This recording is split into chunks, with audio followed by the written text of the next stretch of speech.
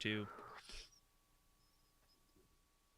Ladies and gentlemen, welcome to Student of the Gun, episode number 1003.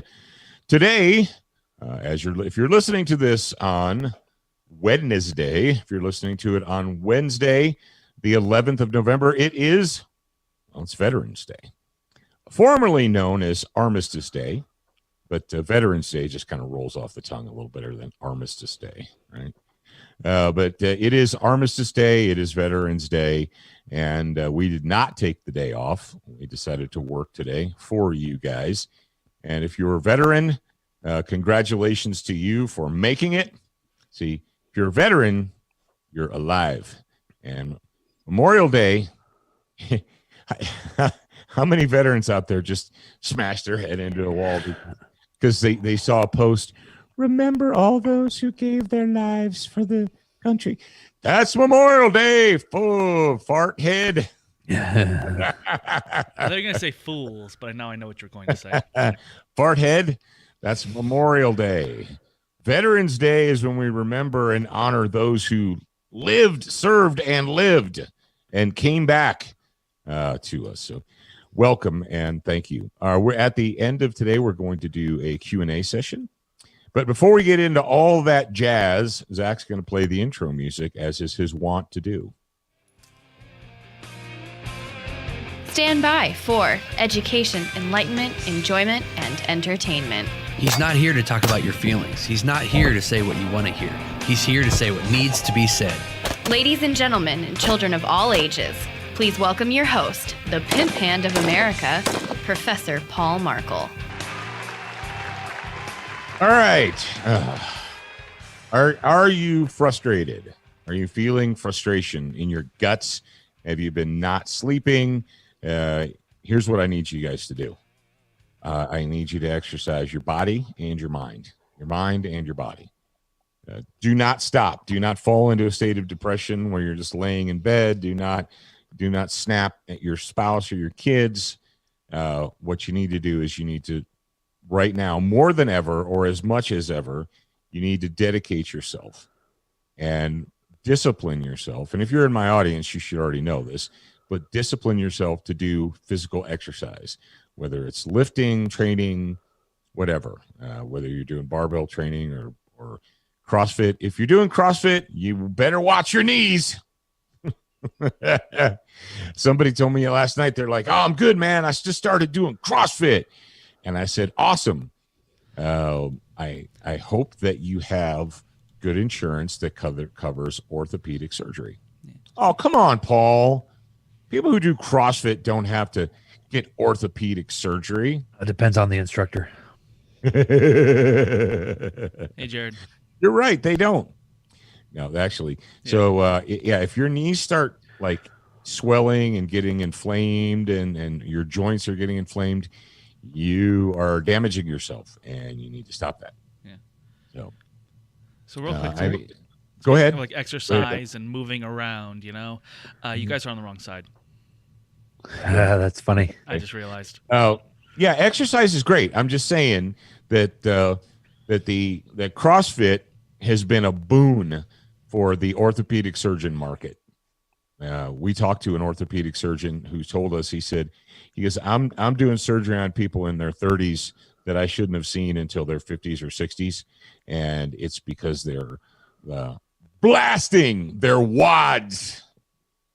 They were blasting their wads at CrossFit, and they ruined their joints and so forth by doing exercises incorrectly. Jared, can you testify? Can you testify? Yeah.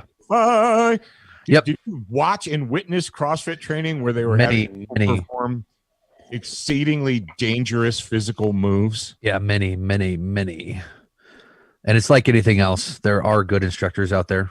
Yes, there are. However, you need to make sure that you are selective of the instructor that you choose to allow to teach you the CrossFit stuff. So yeah. And what I would actually recommend is get some barbell training. Go to Barbell Logic, watch their videos, figure out how to do those 4 core lifts, because those are actually very useful in CrossFit, because most of the CrossFit I'll call them moves. Most of the CrossFit moves are a compilation of the 4 core lifts. Mm-hmm. Yep. Yes. And if you don't know, brothers and sisters, you need training, some training, at least a seminar, something. Because if you just think you know and start doing it, and I'm not telling you don't exercise because you're going to hurt yourself, but if you exercise and start pushing weights without the proper technique, you will hurt yourself. Okay. And there's no reason not to, because the information's available. It's there. It's not like it used to be where, 30 years ago, you just kind of were on your own, unless you had a lot of money and you could pay professional coaches and trainers and stuff, or you could find them. But today, there's no excuse. Now, that's exercising your body. You've got to exercise your mind. One great way is to get with our friend Scott at OGB, Online Great Books. If you dig and dive into the classics, it will give you perspective as to the way the world is and the way the world has been. For instance, Jared, I told you that when I was in high school, I did Greek mythology. I did an entire semester of Greek mythology, right? So we did the Iliad and the Odyssey, and we also did all the other stuff, right? We learned about the different stories and the fables and the gods and this, and then we examined how those stories apply to our world today. And how authors and trainers and educators had taken those stories and built upon them over the centuries. So I guess what I'm saying is, when I was in school, I got the Reader's Digest version of the Iliad, the Odyssey, the blank, the blank, the blank. But now that's pretty cool. I think that we talked a little bit about that stuff in high school too, but when you're in high school, you can only do so much of a dive. And so I'm really glad that I'm very, very grateful for Scott creating this program, because it's opened up the opportunity for normal dudes like you and I and you guys that are listening to just go through the great books of the Western world. You don't have to attend a college semester or a year at college to get this stuff anymore. Yeah. Well, and I need to go grab something real quick, okay, because it's that timeline thing. I'm going to go grab it. So keep talking about this and I'm going to come back because it's really cool. Okay. So I guess the reason I said all that was to say this. I've actually restarted or started consuming the elephant again. And the elephant is the Iliad. If you guys have ever seen the Iliad, the precursor to the Odyssey, and usually people use them in the same sentence, Iliad and Odyssey. It's pretty thick. It's a pretty thick book. But the good news is the print is large. The print is large, and when you first look at it, you're like, a lot of people will just give up because they think it's too heavy of a weight. They're like, nah, that weight's too heavy, I'll never be able to lift it. But it's like eating an elephant. How do you eat an elephant, Zach? One bite at a time. One bite at a time. That's right. And that's how you consume a book the size of the Iliad and the Odyssey. Is eat the it Odyssey one piece as at a fat time. as the Iliad? Yeah, it's about the same. Okay. So I'm about 50% of the way through the Iliad now. And like I said, I learned about a lot of that stuff in school, but what I got was essentially the Reader's Digest abbreviated version. So I don't know if this whole thing's going to be viewable, but I'm going to hold it up anyway. So those of you that are listening via audio, you're going to have to go to studentgun.com or the Facebook page and watch this video. So when I started doing the program, Online Great Books, I started putting together my own timeline of like, hey, okay, I'm reading Homer right now, and he existed at this period in time. And then as I went forward, yeah, you can't really see this. As I went forward, I realized that timeline is going to get really, really big, and it's going to be hard to keep track of. And then Scott found this thing. It's the called the World History Chart, and it actually up here, it documents like the timeline of each person that we're talking about. So we've got like who existed in relation to Jesus and when did they exist, and there's a bunch of different people in here, and it's super long. And so this is like a physical version of what I was trying to create digitally. Mhm. And it helps a lot as you're going through these books and you're reading your, like, once you get through the Iliad, the Odyssey, Aeschylus, etc., and you're reading Plato and Cicero, and they mention the people that you had read about in the past, and you're like, okay, let me break out this timeline and figure out where exactly I'm reading about. Mhm. And so I don't know if this is still available on Scott's store, but if it is, go get one because it's super helpful. As the shipper man, I think it's safe to say that it is. Okay. Okay, the shipping guy says it is. So you're frustrated. You're feeling frustration.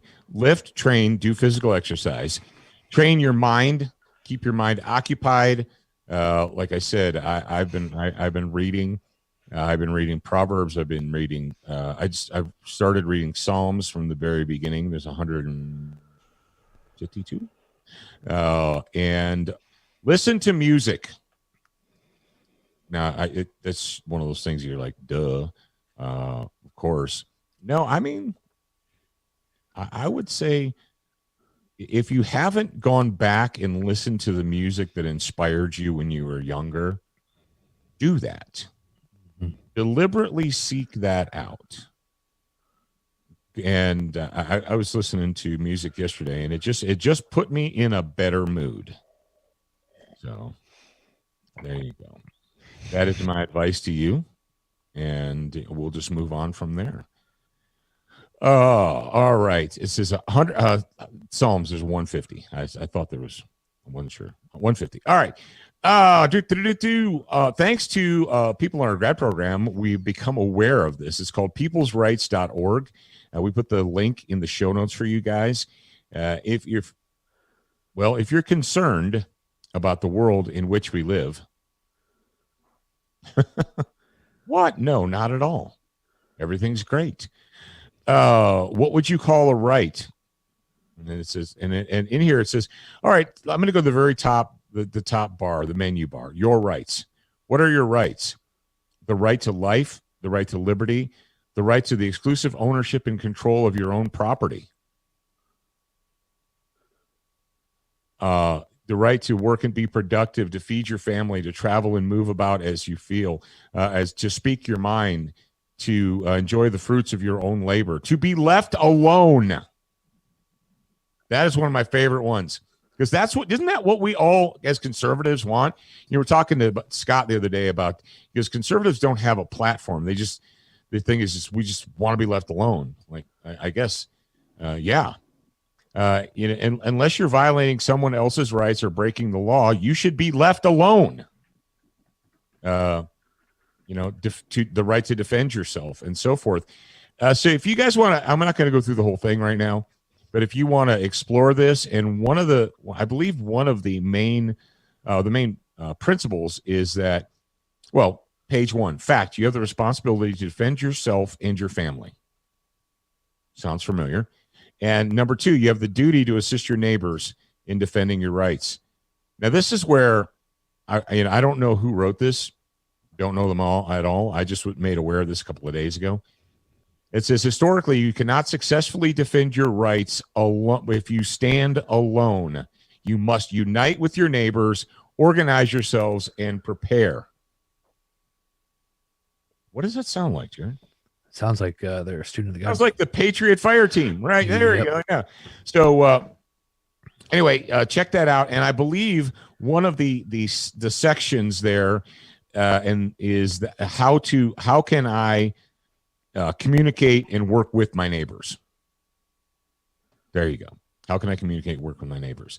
So that is, if you are not working with your neighbors right now, if you don't even know who your neighbors are, you need to do that. So there you go. Oh, Q&A. We're going to be a Q&A. So if you're watching this live, questions, if you got Q's, we've got A's, write them. If you're watching live on Facebook or in the Discord, put the questions down. And when we get to the end, if we have pertinent questions, we will answer them. All right, let's go ahead. Wait. If you're not listening live, then you can still ask a question. Just send an email to info@studentofthegun.com. There you go. All right, Zach, why don't you go ahead and play us into the Brownells bullet points.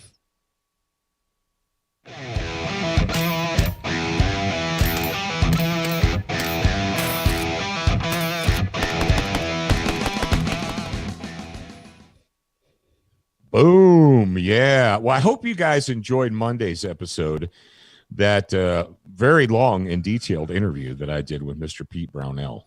And if for some crazy, strange, bizarre reason you're listening today and you didn't listen on Monday, well, you can go back. Someone asked last night during the Facebook Live, what's the best time to catch your radio show? And at first I said, now. Oh, all the time. I said, but if you want to, and I remind us, if you want to watch the show live, Wednesdays and Fridays at 9 Mountain, at 9 a.m. Mountain is the standard live broadcast. So if you want to do it live, if you're like, ooh, I'd like to watch live or participate live, well, Monday or Wednesdays and Fridays, or is that really true? No, because Wednesday, if you're in the grad program, you can watch in the Liberty Mastermind group or on our Discord. And on Fridays, if you're in the public and you're not part of the grad program, then on Fridays at 9 a.m. you can listen live and participate live as we record the shows for the upcoming week. How's that sound? Does that sound good to you guys? The truth of the matter is, you should just be following us. Someone said last night, they're like, you need to send me an email when you're going to do a Facebook Live. And I'm like, there's this thing. A, I can't do that. And B, there's this thing on Facebook. This was it activate notifications or enable notifications or whatever? I think that's actually isn't that actually a default that you just have to turn off? Or is it the opposite? I think you have to turn it on to get specific notifications from specific people. I know on YouTube you have to ring the bell. If you're following Student of the Gun's public Facebook page, you want to enable notifications. That way, when we go live, I mean, I have them enabled on my phone. So when my friends like Christian Green or Pete Jr. at Defiance Munitions, or, when they do live things, I get a little ding that says they are live. And if you want to watch them, watch them. So there you go. That's what you guys should do. If you're following Student of the Gun's official, our public Facebook page, enable the notifications. However, that's not the Brownells Bullet Points topic of the day. No, it's not. The Brownells Bullet Points topic of the day is, what should you be buying? What should you be buying? I have one word answer, and it encompasses everything. Well, here's the deal.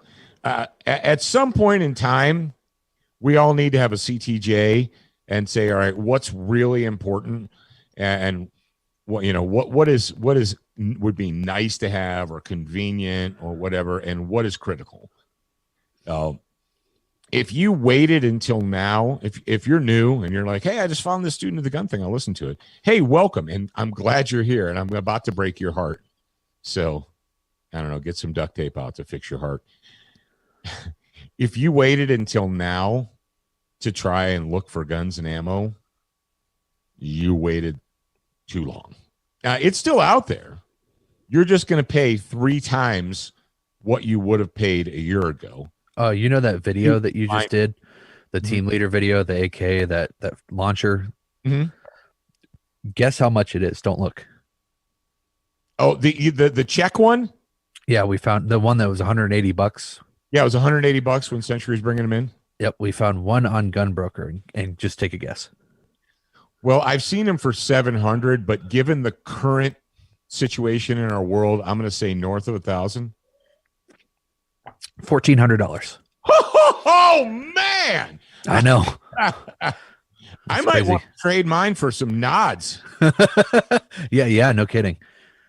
For a Gen 2 Plus or a Gen 3 PVS 14. Yeah, no kidding.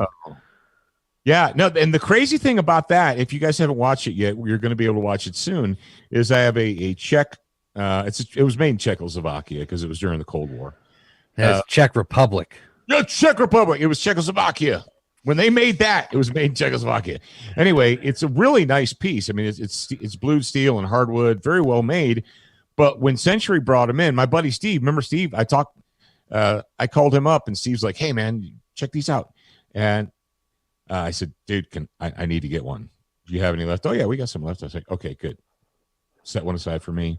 And at the time, they were selling them over the counter because they're not firearms. They could ship it directly to you, to your house, for like $179 in shipping. And after a while, because at the time I was doing a lot of writing, I was gun writing, for magazines and stuff. And I talked to them, and they're like, most of the other gun writers weren't even interested in that at all. You're the only one that was. Like, who's the dummy now? So, yeah, if you snooze, you lose. Paul, get back to the topic. What should we be buying? All right. Step one. I told you guys to have at least 6 months of food in your house on September 1st or on Labor Day. I said that. And I said to do it before November 1st. Actually, I said to do it before October 1st. If you don't have 6 months worth of food in your house, for everyone in your house, you're wrong, and you need to fix yourself immediately. Okay. You need to defend your home. Now, one of the things that we did last night is I did a real serious hardcore breakdown about how much ammo do you need to fight with which to fight. And a lot of people are like, oh man, I don't have any ammo. And I'm like, what do you mean you don't have any? You're like, I only have 200 rounds. I'm like, okay. Do you have 200 rounds of anti-personnel ammunition, or do you have 200 rounds of white box, or, some bizarre import that you've never heard of before, or whatever? When you look at how much you will need to be fighting with, there's a difference between how much you're going to need to fight and how much you need to just play or whatever. So ammo is good, but right now I'm telling you, brothers, if you didn't get it, you're gonna be punished. It's going to hurt. It's going to be painful. When you consider that 1 year ago, 9mm ball ammo was as low as 17 cents a shot for brass cased ammo. Now it's 65 cents a shot for brass cased full metal jacket practice ammo. That's what, a 300% increase in 1 year. And you know who's driving it? All these Johnny-come-latelys. And you know what sucks? Everybody I've talked to has said what you're seeing is you're seeing a conditioning, a new conditioning in the ammo prices. All these new people, I just showed up and I want a gun. They don't know that practice 9mm shouldn't be $25 a box. They don't know that. So they're paying that. And they think that's what they're supposed to pay. Because they don't go and these kind of people they couldn't fathom going to a weekend class and shooting 500 rounds of ammo. They can't even fathom that. They're like, well, I bought a couple boxes and so I'm good for ever. They can't imagine throughout a period of a year going through 2,000 rounds. They can't imagine that. So it's not that big deal to them. Dude, Jared, did I tell you I saw a company that was selling police trade-in Glock 22s? Guess how much they were selling them for? Remember when we were buying them and converting them to 9mm when we were in Biloxi? Yeah, 350, 300, 350. It was $349 for the G23. G22s police trade-in were $299. Mm-hmm. Saw one yesterday, $599 for an used one. Wow. For a used police trade-in Glock 22. That's a 40 Smith & Wesson, guys. Yeah. Yep. Brothers and sisters. Food, check. I don't know how much fuel you're going to be able to check to maintain, but here's what you guys should always do. You should always look at the half needle of your car or truck. View that as E. Yeah. And stay away from it. If you get to half, tell yourself, I need to go fill up. First of all, it's better for fuel economy anyway. It just is. Factually, scientifically, it's better for fuel economy if you keep it above a half. And second of all, you never know when in your neighborhood, your community, your city, the floor is going to drop out from underneath you.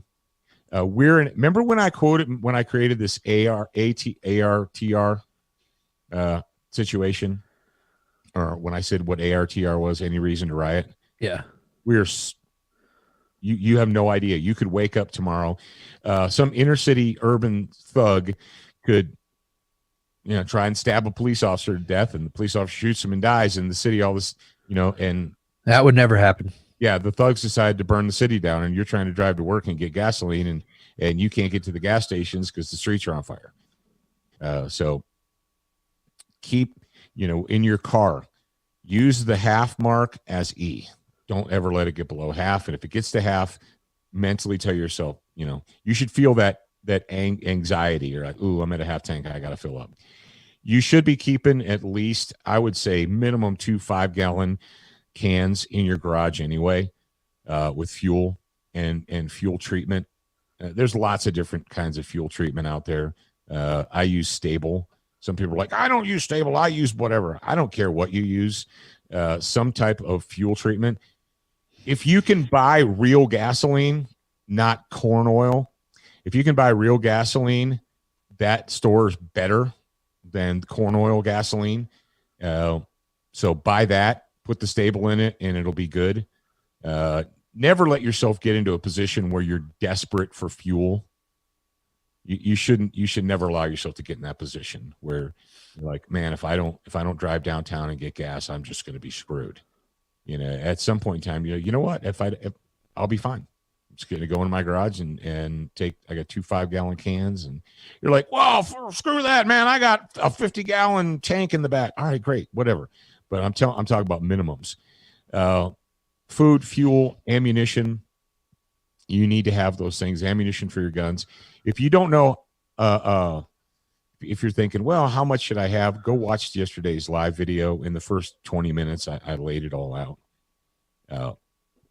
But right now is, man, I tell you what, Jared, I told you, it's kind of like Noah, man. What did we do all summer?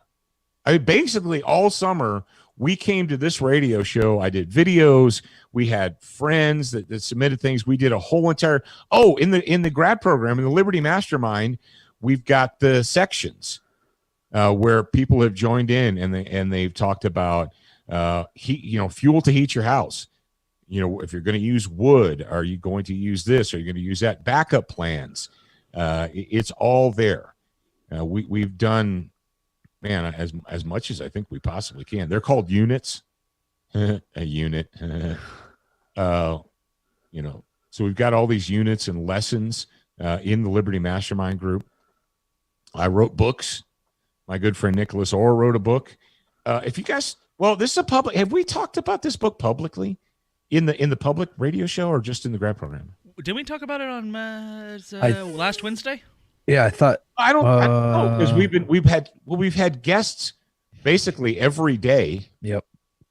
Since last week, we've had special guests and stuff. But no, our good friend Nicholas Orr, you know him as the author of the Operator series, a series of action, adventure, romance, adventure, fiction books. He wrote another book. It's called A Pipe Hitter's Guide to Crushing the Coming Societal Breakdown by Nicholas Orr. And it says, the big question is, what are you going to do about it? That is the upcoming societal breakdown. You can sit back and allow circumstances to roll over you, or you can prepare yourself, your family, and your community to crush the coming breakdown. There you go. It's up to you. It's available on Amazon as a paperback or a Kindle version. And if you're in the grad program, Zach sent out an invitation to get a signed copy. All right, guys. So that's it, Brownells. If you're looking for ammo, if you're looking for guns, if you're looking for lowers and strip lowers, are there guns in stock? Yeah, there are. I mean, they're listed at prices that Paul Markle would never. I would never, spend that kind of money on a gun because I've been paying attention for. I was like, because if you're in a position where you need one. And you don't have one, then you probably pay whatever you want to pay or whatever you need to pay. I was talking to Pete. I related. I said, I saw one of the online gun sellers had Mossberg Shockwaves. Nothing fancy, no lasers or anything, just a standard $799. and they said it with a straight face. Well, what I can tell you is that we will, if you continue to pay attention to Student of the Gun, there is going to be a rather large giveaway coming up that multiple guns will be given away, so you won't have to pay anything for them. You might get a free one. Yeah. And right now it's very rare. So last Christmas, man, how many guns did we give away last Christmas? A few. Yeah. Right? Yep. Yeah. So and I just realized that we polled the winner yesterday for the Fundamental 4 giveaway. Now that we're thinking about giveaways. Oh, Yeah. nice. Yeah. So check your email. Yeah, I want to say congratulations for winning the Fundamental 4. You're welcome. It'll be in the mail soon. There you go. There you go. There you go. All right, sign up for Brownell's newsletter. That way you always know when they've got stuff on sale, when they have things in stock. Duracoat, because life is too short to have an ugly gun. That's right. Life's too short to have an ugly gun. I gave the viewers last night a lanyard. I said, when you do a Duracoat project, when I do a Duracoat project, whatever it is, I generally have just a little bit left, right? I almost never use the entire can on the project, because most of the time I'm doing camouflage projects, and I do layer 1, layer 2, layer 3, because that's the kind of guy I am. So, but if you've got an ounce or so, or of Duracoat left in the can, you don't want to waste it. You don't want to just let it get hard and then not use it. So what I generally do is, if I've got just a little bit left in the can, I go and I look at my ammo can collection, and if there's one that's scratched up or beat up or whatever, I just take a steel wool to it and polish it up, and then I Duracoat it. I use the I wouldn't buy Duracoat just to do ammo cans. It's a little bit expensive to just do ammo cans, but rather than wasting it, and so someone said, well, how am I going to keep my ammo safe, and how am I going to keep it fresh for the future? You put it in ammo cans, because they're hermetically sealed. They have the rubber seals on them to keep the moisture out and the oxygen out and so forth. Get desiccant packs and the moisture absorbers. Throw one of those in there. Crank down the seal, put it on a shelf, keep it in a cool, dry place. But the big problem with people who live in the South or along the coast is what, Jared? Humidity and salt. Yeah, it's crazy. Yeah, salt, air, and humidity. And you don't, if your ammo can has any scratches on it where the paint has been scratched, and you're like, yeah, they all do, because I haul them back and forth to the range all the time. Well, that's going to eventually rust. It just will. So, do yourself a favor and, coat it with Duracoat. If you polish it, or not polish it, prep it and Duracoat it, dude, that ammo can will never rust. You can give it to your grandkids and it'll be in good condition. Check out our friends at Duracoat at DuracoatFirearmFinishes.com. Life is too short to have an ugly gun. Beginning and end of story. Our friends at SWAT Fuel still have 9mm plus P stock. I found a bottle of 9mm fat burn in my gym bag. I did. And, but I also, going back to Duracoat, I found something else to use it for the other day. We were finishing up the closet thing, and I wanted to paint the hanging rods.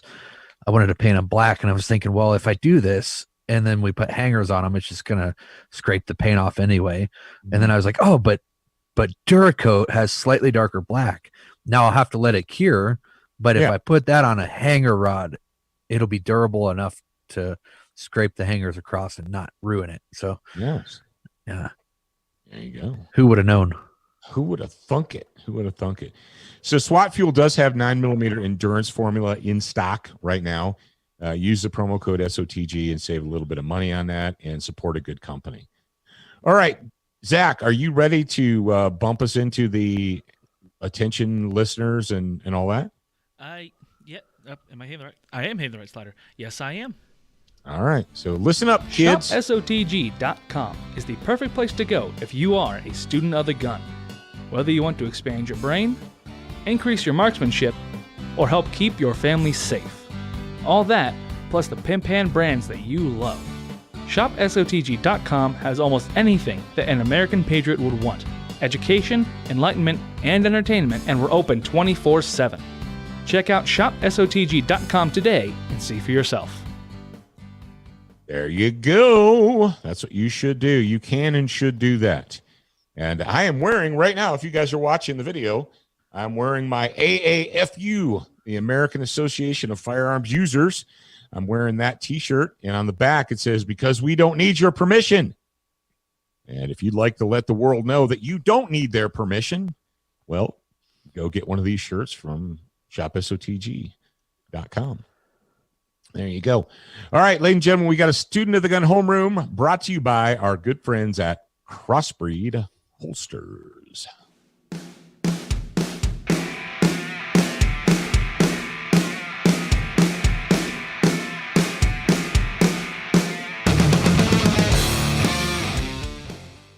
All right, how can you continue to be dangerous on demand, even on a tight ammo budget? Yes, indeed. All right, first of all, if you're going to shop at Crossbreed Holsters, go use the promo code SOTG18. All right, do that, save money, be a happy camper. All right, dangerous on demand. How can you be dangerous on demand on a tight ammo budget? Well, it's as simple as this. Ladies and gentlemen, there are a lot of things that you can do, that you can drill. You can dry fire, and you're like, oh, dry fire is so boring. Yeah, you know what? So is lifting heavy weights and so on, but it's good for you. The fact of the matter is, if you have had training, now this is the caveat. This is why a lot of instructors don't like dry fire, because people just do it or just try to do it on their own with no training, and they develop all kinds of horrible bad habits. If you have had training, dry fire will help you a lot. We've said this before, but if you're a relatively new listener, we've spent some time with people who've made their living shooting. Todd Jarrett, Max Michelle, and others, people who are the literal top of their game, champion shooters. And I've asked them, how do you feel about dry fire? And their answers weren't identical, but they were very similar. Both of them admitted that when they started out on the road to championship shooting, to earning trophies and medals and money by shooting, that they were dedicating anywhere from an hour to 2 hours a day in dry fire. Oh, and you're like, what? Yes. Guess what? You're like, yeah, but those guys, they get pallets of ammo, and they just get, Rob Latham has a pallet of ammo in his garage, and he just shoots and shoots and shoots and shoots and shoots. Yeah, I get that. First of all, those days are about to be over. But second of all, the fact of the matter is, the gun knows what to do. Do you guys understand that? The gun knows what to do. Once you have depressed the trigger, release the sear, and the hammer or the firing pin falls, the gun knows what to do from that point forward. It's your job to remove it from the holster, to present it, to index it on target, to hold it as still as humanly possible while you're depressing the trigger. If you can do all of that, the bullet will go where it needs to go.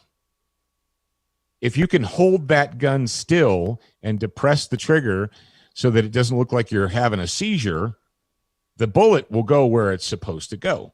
You say, yeah, but how do you manage recoil? Okay, that's a different game.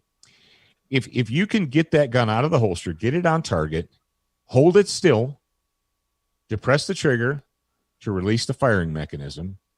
Once you do that, it's on autopilot. It fires, unlocks, extracts, ejects, chambers, and all that stuff.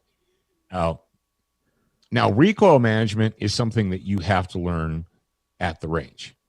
Recoil management is something that you have to do with live ammunition. However, if you are well trained, if your body is disciplined, if your forearms and wrists and so forth are strong and they know what to do, recoil management isn't that hard. And you don't need 10,000 rounds to learn recoil management.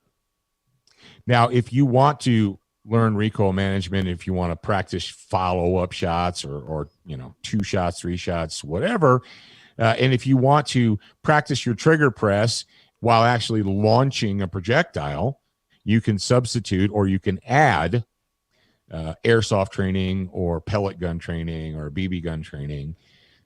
Probably, truth is, the most practical, because what you have is you have pellet guns that shoot the lead, the little lead pellets. Okay. Then you have BB guns that shoot actual, no kidding, BBs. And then you have airsoft guns that shoot plastic 6mm BBs, right? When it comes to all three of those, I'm going to say the one that's probably the most practical for supplemental training actually is airsoft. Because the truth of the matter is, just about every major type of gun that you'd want, whether it's a Glock 19 or a SIG or a Smith or a CZ or whatever, comes in an exact 1-to-1 replica. I don't know of any that don't. I mean, maybe you got some, super crazy far off the wall thing or something like that. But all of your standard duty type guns, the Japanese that we talked about, the Japanese people are crazy. They're cuckoo for Cocoa Puffs when it comes to guns, but they're not allowed to have them. So how do they satisfy their craving? They satisfy their craving by coming up with 1-to-1 dedicated replicas of those guns. And if you can get your paws on one of those, that is a good supplement. No, it's not a replacement for live fire training. I never said that, but it's a good supplement. Right now, you need to be thinking, all right, I'm going to go to the range and I'm going to shoot. And you need to dedicate all of the ammunition that you're firing to a specific purpose. Jared, it was years ago when we were in Biloxi, when we were in Mississippi, we go to those public ranges and we'd see guys doing what? Remember the milk jug guys? Yep. Yeah. Like just taking 2-liter pop bottles and milk jugs and throwing them down range 20, 30 yards and just standing there and blasting. Grass and dirt flying everywhere. That is an expensive hobby right now. To do that, yeah.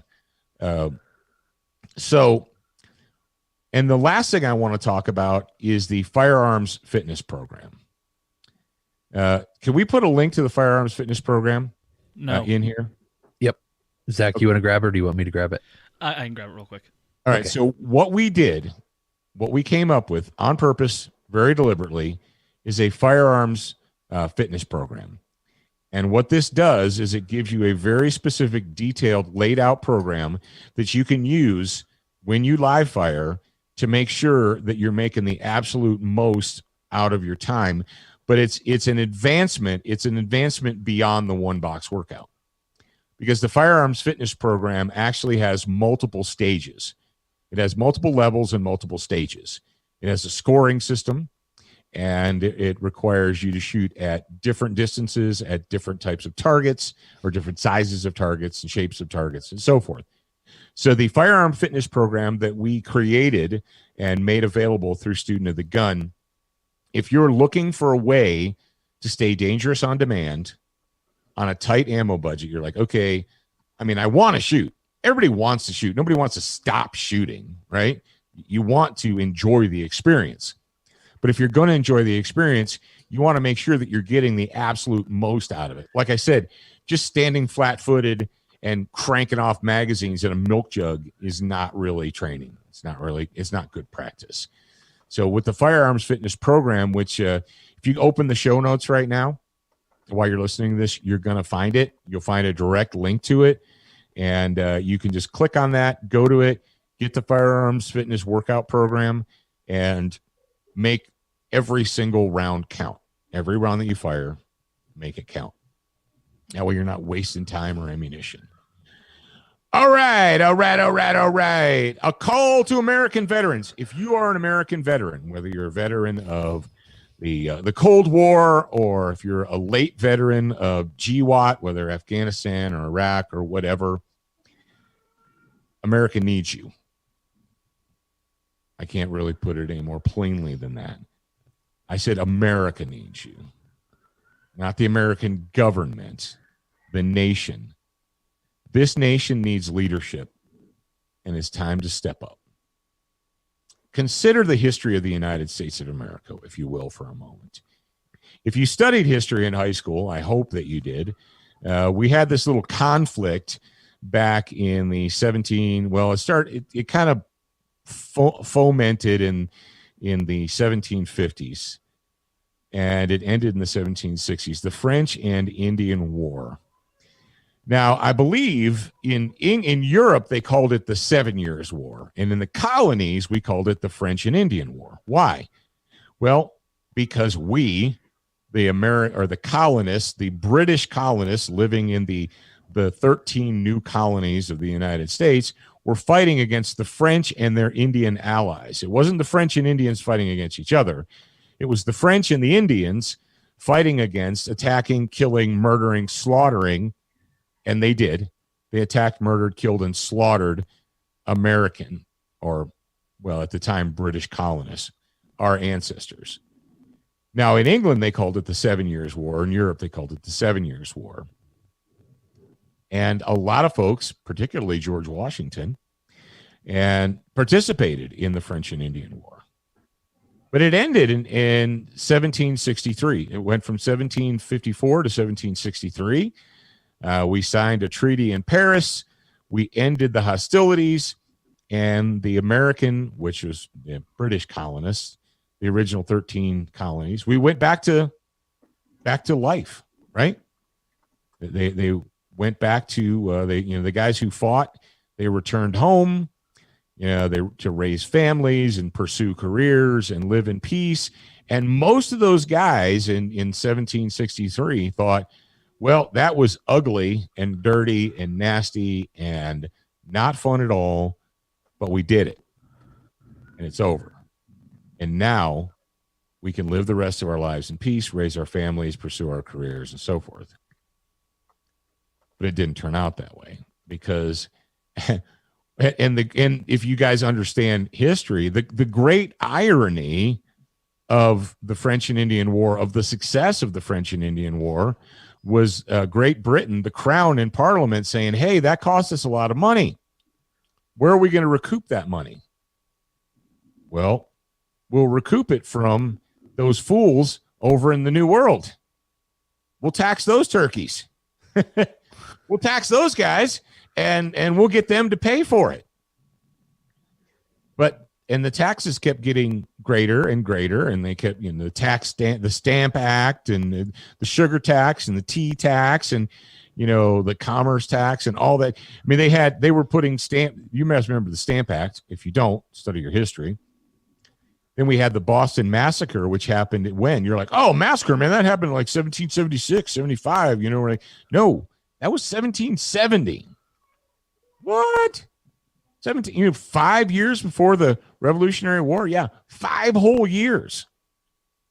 Oh, wow.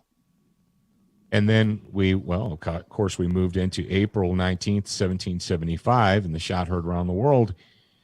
And what happened after April 19th, 1775 is, there were tens of thousands of veterans of the French and Indian War in the colonies. Guys who thought, okay, I did my duty, did my job, and now I'm good. I can just live out the rest of my life.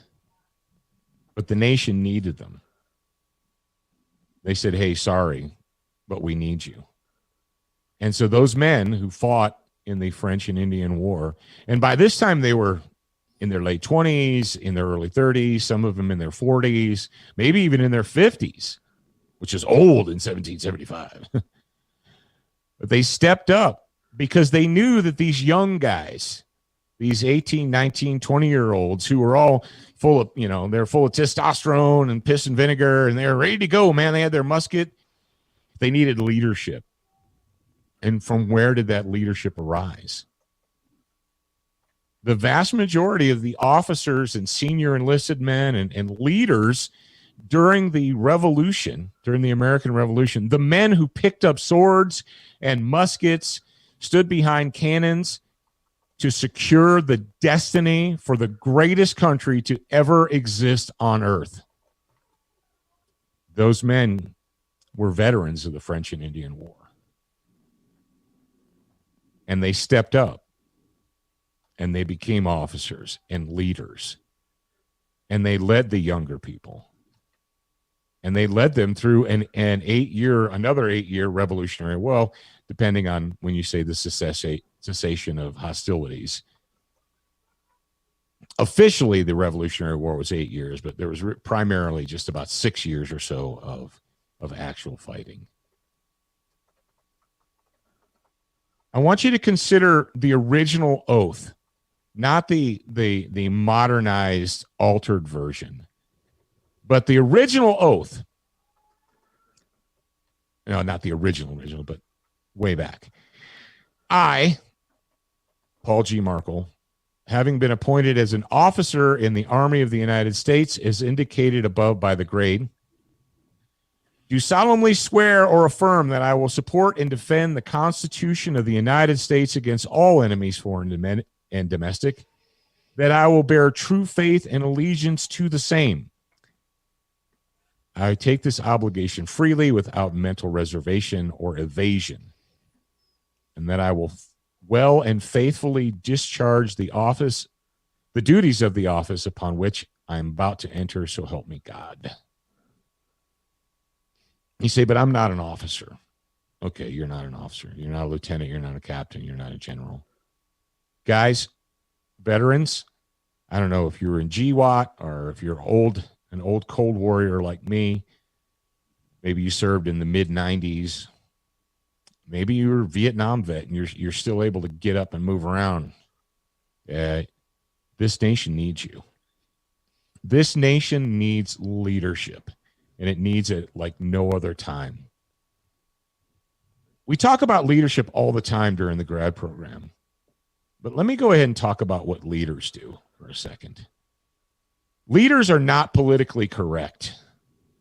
Leaders say and do the things that are right and important and necessary, regardless of whether it may offend someone's feelings.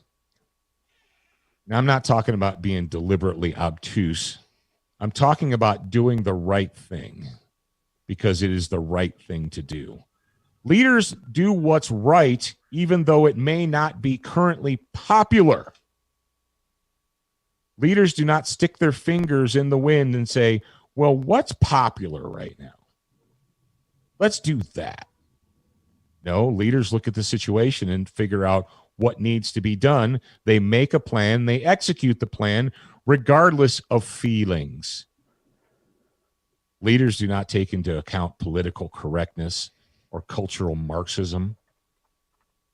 Leaders also take responsibility for their own actions and the actions of their men. Leaders don't shirk responsibility, and they don't look for ways to put it off onto others. Leaders lead by example. It's one of my favorite stories about leadership and leading by example was George Patton. George Patton was the MFCEO of the Army before we actually got actively involved. The United States Army and the government, they knew even before Pearl Harbor that we were probably going to have to go to war in Europe. They anticipated that. And one of Patton's jobs early on in the 1940 and 1941 was to prepare the Army for the eventuality of ground combat in Europe. They were out in the desert, out in California. I believe they were hanging out in California, Nevada area. And Patton was a general. He was the MFCEO. He was in charge. There wasn't anybody on the ground in the desert that outranked him. But you know what he did every day? He got up, he left his tent, because he lived in a tent, and he ran. He went and ran. Now, how many of you guys have ever been in the military and you enjoyed running? Some of you freaks did. Some of you freaks enjoyed running, but for the most part, it's like, I got a lot of stuff to do today, and I got a lot of work and stuff, and I really don't want to do that. Nobody was going to make George Patton run around the desert. No, but he did it. Why did he do that? Why did he do that? Jared, can you venture a guess? Why did George Patton, even though no one was going to, and he was an older gentleman, he wasn't a young guy in 1940, 41. Why did he do that? Because he wanted to be a leader. Because he was leading by example. Yep. If you're a 20-year-old PFC and you're about to bitch because you have to go on a 3 mile or a 5 mile run or in the desert, and you're the sergeant, you're like, hey there, Sparky, you might want to shut up. The general, who's 48 years old, I'm not sure how old George Patton was at the time, but the old man goes out and does it. I think you'll survive. Yeah, it's true. The old man does it. I can do it. It's Veterans Day. Not Memorial Day. It's Veterans Day, which means you guys are out there and you're alive. And I know a lot of you, especially recent vets, went to Afghanistan, went to Iraq, lost friends, saw horrible things. And you don't want to do it anymore. I get that. The guys who were the veterans of the French and Indian War did do your research. It was pretty brutal. I mean, French and Indian War was, okay, we fired 2 or 3 shots from our muskets, and now they're right here in our faces, and we're going to stab and slash and tomahawk them to death, or they're going to do it to us. Yeah, it was brutal. And they came home and they said, all right, I'm done. Put my stuff away. I'm going to raise a family, have a career, live in peace. And a lot of you guys, you put your time in. You put in 4, you put in 8, maybe you put in 5 or 3 because you got blowed up or whatever. And you came back, and you're like, all right, I did my time. I just want to be left alone. I just want to live in peace. The nation needs you. They need you to step up, and they need you to be a leader. The last thing I'm going to say is right now, every one of you guys, every one of my veterans, there's a book you need to read. It's called Guerrillas in the Mist, A Battlefield Guide to Clandestine Warfare by Bob Newman, USMC. Bob Newman, I think he was a gunnery sergeant when he wrote this. But we've got it's hard to find because it's out of print. And if you find it in print, it's really expensive. But if you don't mind reading something on your computer, your tablet, or your phone, we've got a PDF version, a direct link PDF version for you guys. It's in the show notes. So you're like, oh, crap. I'm out of excuses. Yep. Now you're out of excuses. No excuse. All right, boys and girls, this nation needs you. They need us. Jared, would you say that this nation needs Student of the Gun now more than ever? I believe so. I believe so, too. And what I need you guys to do is I need you to remember that you're a beginner once. A student for life. Shit. What? We had a bunch of questions. Oh, the questions. Okay. Oh, you know why? Because it got stuck down there. Okay. So first question is, we've gone over how much ammo to have and how much food calories. How do you gauge medical and how much to have on hand? All of it. No. In the Patriot Fire Team Guide, there's actually a whole section about medical. Oh, you know what? I didn't even mention this. Nick will be proud of me. In the this book right here, Pipe Hitter's Guide. Let me see, chapter 4. In chapter 4, blowout kits and trauma medicine. What Nick does is he actually goes through. Nick interviewed his good friend Thomas Thrasher, and because he's a pipe hitter. Talks about tourniquets, pressure dressings, nasopharyngeal airways, chest seals, decompression needles, and then extra stuff. Sterility, how to deal with infections, things such as nitrile gloves, medical shears, anything that's disposable, you need to have multiple. Nitrile gloves, multiple. Medical shears, not necessarily multiple. Gauze, multiple. Gauze costs almost nothing. Saline, eye wash, Band-Aids, boo-boo gear. Also, we go in there. I've talked about it. although anybody who's been through TCCC and had a good instructor knows that you should be buying vet wrap, and because it's half the price of Coban and it's the exact same thing. Go to your local veterinary supply store and they'll have Coban or they'll have vet wrap on sale, and buy 6 rolls of it. And it comes in different sizes. So everybody should have every individual human in your family should have a pocket lifesaver at minimum. And then you should have a big red or orange bag that has lots of other stuff in it. Gauze rolls, pressure dressings, multiple pairs of gloves, because those things are disposable. Coban, vet wrap, what have you, ace splints, ace bandages, right? All that kind of stuff. You're not going to carry all that stuff on you every day. You have the fundamental stuff in the pocket lifesaver, but yeah, there you go. All right. I bent a bar while doing deadlifts. You need a new bar. You need a new bar. Well, what's the question? That's not a question. There's the whole thing is down there. Okay. Was it because I'll has a crappy bar, or you damage bars by improper use? No. It was a shitty bar. I mean, crappy bar. Yeah. Yeah. Deadlift bars are rated for what? 1,000? It depends on the bar you get, but yeah.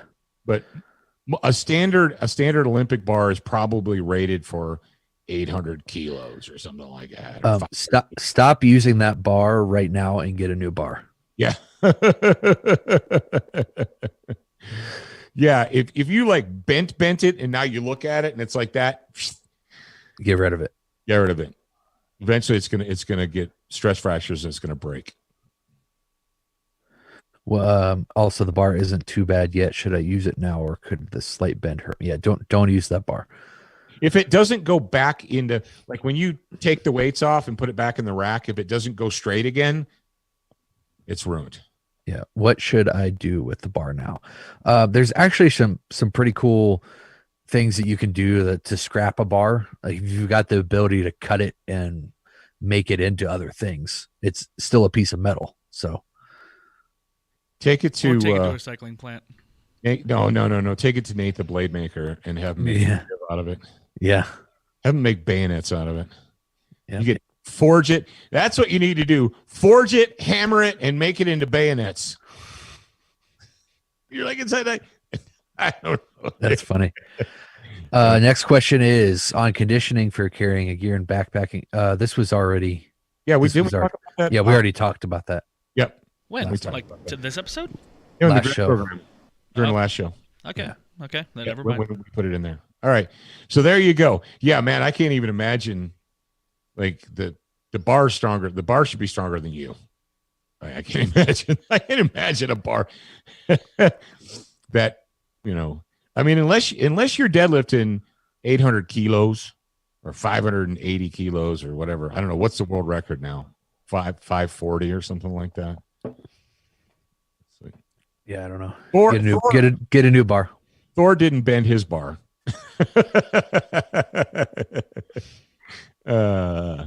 So there you go.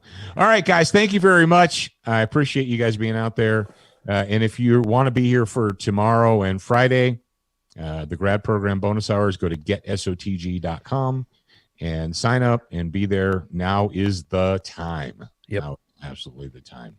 And remember, you're a beginner once, a student for life. We appreciate your reviews. If you haven't left a review or updated yours recently, head on over to Facebook, iTunes, Stitcher, iHeartRadio, or your favorite podcast player to voice your opinion. Don't forget to join us at the Student Lounge, a place for like-minded individuals to learn, connect, and support each other. No chicanery will be tolerated. Remember to check studentofthegun.com daily for new, free content and giveaways. Watch, listen, read, shop, and connect at studentofthegun.com. Are you a social butterfly? Connect with us on Instagram, Facebook, and Twitter for new content each and every day at Student of the Gun. Watch Student of the Gun TV and videos from our trusted partners on Roku, Apple TV, Amazon Fire TV, Chromecast, and even AirPlay. Go to studentofthegun.com for direct links, and remember, you're a beginner once, a student for life.